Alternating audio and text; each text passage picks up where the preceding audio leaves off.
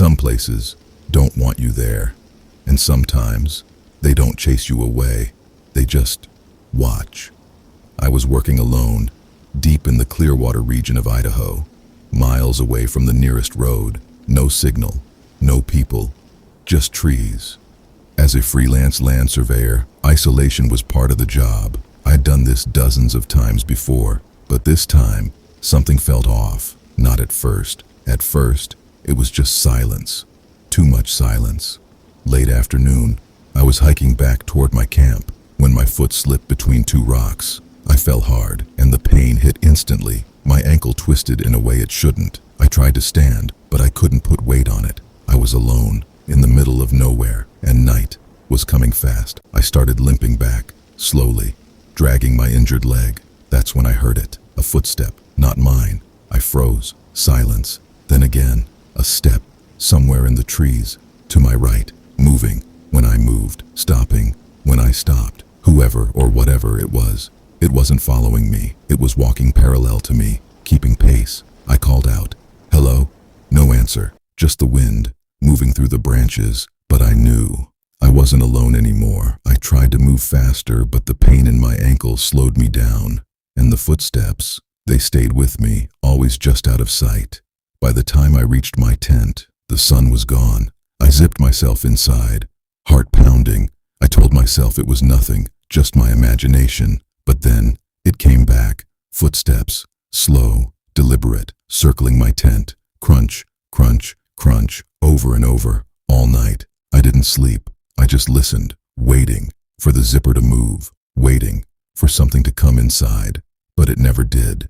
It just kept walking around me, like it was studying me. When the sun finally came up, the forest looked normal again, quiet, almost peaceful. I unzipped the tent slowly and stepped outside. That's when I saw him, standing a few feet away. An old man, thin, pale, sickly. His eyes looked wrong, like he hadn't slept in years, or maybe decades. He just stared at me. Then he smiled, a slow, unnatural smile, and in a quiet, raspy voice, he said, "You're a lucky man." I didn't respond. I couldn't. Before I could even move, he turned and walked into the trees.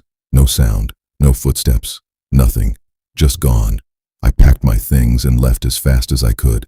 I didn't look back. I didn't finish the job, and I never went back to that place again. But sometimes, late at night, when everything is quiet, I still hear it. Footsteps, keeping pace with me. And I still don't know why he said I was lucky. Out in the frozen wilderness of Alaska, there are places that don't exist on any map. Places you're not supposed to find. And sometimes, when you do, they don't let you leave. It started as a normal trip, just another winter adventure.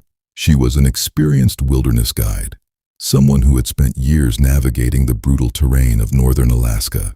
And her boyfriend, he trusted her completely. That morning, they set out on snowmobiles, cutting through endless white silence. No roads, no signals, just miles of frozen emptiness.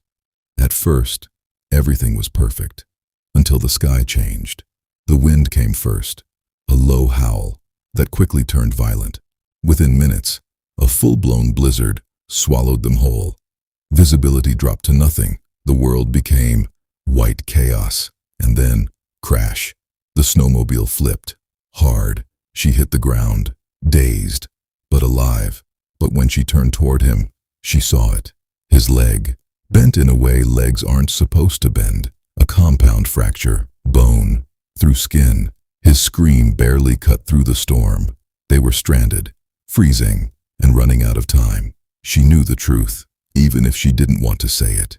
If she stayed, they would both die. So she made the hardest decision of her life. She wrapped him, secured him as best as she could, and promised, "I'll come back." Then she stepped into the storm, alone. Minutes felt like hours. The cold was biting through her bones, her vision blurred, and just when she thought this was the end, she saw it. A cabin, standing in the middle of nowhere, no tracks, no signs of life. Just there, like it had always been waiting. She pushed the door open. It creaked slowly, like it hadn't been opened in years. But inside, there was fire, a warm, crackling fire, alive, burning. Someone had to be there. Hello? No answer. The cabin was empty, too empty. No personal items, no food, no footprints, just fire and silence. Something felt wrong, deeply wrong. Her instincts screamed at her, "Leave, now." She turned toward the door, and that's when she heard it. A sound, soft at first, then louder. A scream, not from outside, not from the woods, but from beneath her feet, under the floorboards. A blood-curdling, inhuman scream, like something trapped, or something trying to get out. She froze. Her heart stopped.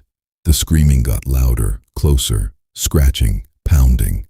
Something was down there, something alive, and it knew she was there. She didn't wait. She ran, bursting out into the storm, not even looking back. Search teams were deployed. They found her boyfriend, barely alive. But the cabin, it was never found. Not by rescuers, not by locals, not by anyone. No structure, no fire, nothing, like it never existed.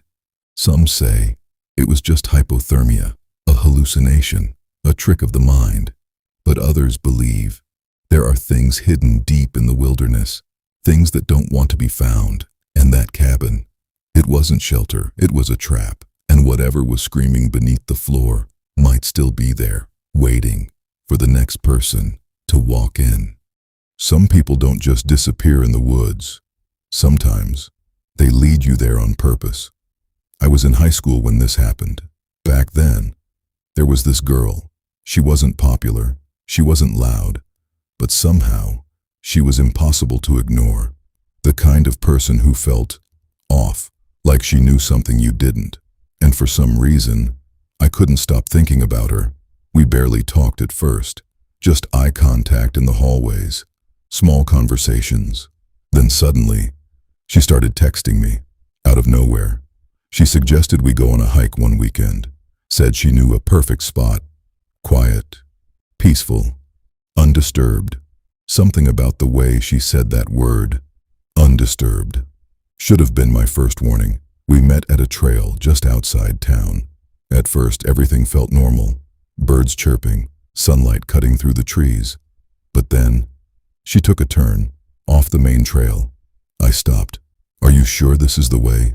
She didn't even look back, just said, "Trust me," and kept walking. The deeper we went, the quieter it got.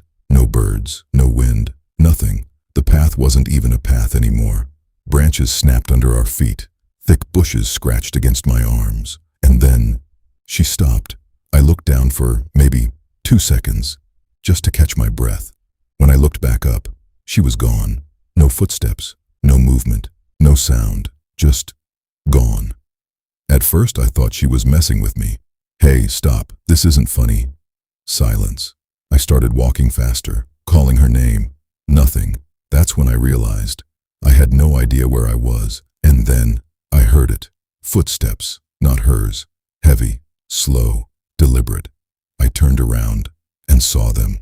2 men, standing between the trees, just watching me. I didn't think. I just ran. Branches hitting my face, feet slipping on dirt. Behind me, I could hear them, running, fast, too fast.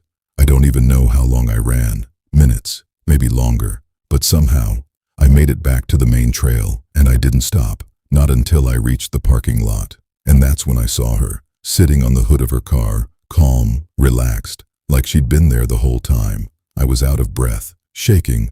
"What the hell was that? Where did you go?" She looked at me, smiled slightly, and said, "You're overreacting." That's when it hit me. She wasn't scared. She wasn't confused. She knew. She knew exactly what happened in those woods. I never spoke to her again after that day, but sometimes I still think about it, about the way she led me off the trail, the way those men were already there, waiting. And the worst part, I don't think it was random. I think I was meant to be there. If someone ever tells you, "Trust me in a place you don't understand," don't, because some paths aren't meant to be followed.